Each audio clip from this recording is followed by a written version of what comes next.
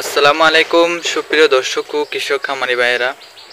দেখুন শীতকালে বোর্ডিং করার পদ্ধতি কিছুক্ষণের মধ্যে বাসা আসবে ইনশাল্লাহ এই ফার্মে। এই যে লাইটিং এবং এই যে বোটের মধ্যে এই যে বৃত্ত করে যে বোর্ডিং করা হয়েছে, বোর্ডিংয়ের মধ্যে যে প্রথম দিন 24 ঘন্টা কিন্তু পেপারের উপর রাখতে হবে।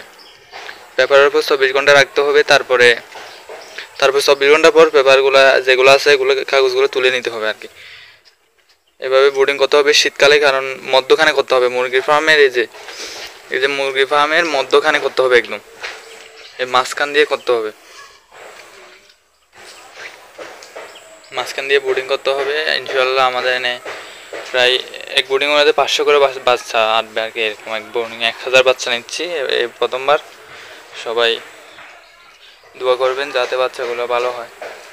আমরা বাচ্চা নিচ্ছে হচ্ছে কাজী কোম্পানির ব্রয়লার মুরগির বাচ্চা আর কি। এটা আজকে হচ্ছে প্রায় 63-64 টাকায় রেটে, কিন্তু অনেক দামি। কিছু করার নাই, এখন বাচ্চা তো উঠাতে হবে, এই কারণে কষ্ট করে উঠাচ্ছি, নাইলে উঠাতাম না।